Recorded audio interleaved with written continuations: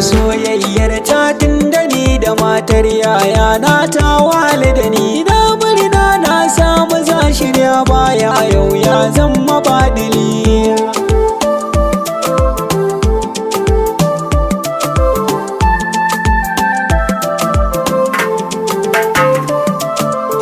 So da ruwi ya zamo daya mai sai ya yi juriya, iyali ne abokin tafiya na gari ke rasa nahiya. Yau so ya sani tafiya ban san aina ne zan saya, daga jin haka kun ji gaskiya labarin ne yanzu zan gina.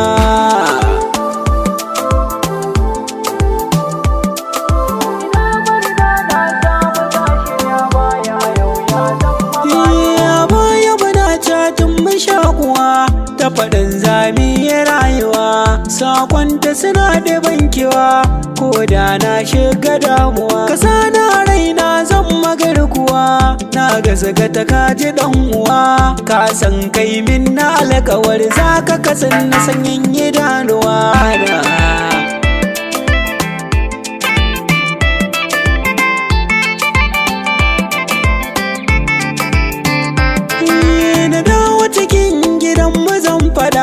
Tafiya kasana na jaddada, ummi abba basa gida, sai matar yaya sajida.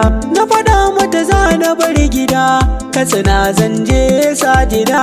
Anti sajida har ta ban kuɗi domin na je gunta masoyiya na.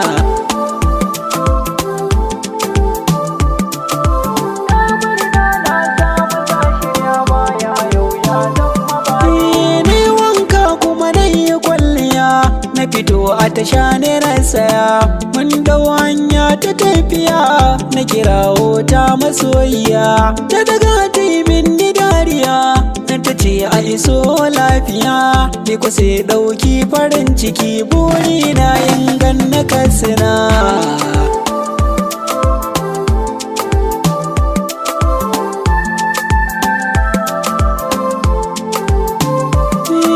Kamar wasa sai gashi mundira, sai na ɗauki waya ta na kira, ta gaji ta makara kirkira, na kira ya haura sautara. Ba ta shiga da na tunzura, na sha wahala ta tazzara. Me sitini karki min haka, na fara tunanin ina ne za na zauna.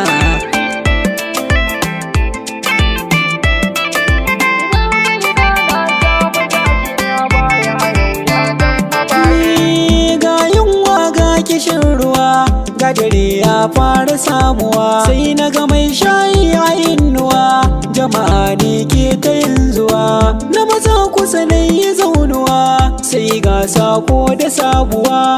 Mai sauraro ka bi ni bashin sakon aina ne muka kwana.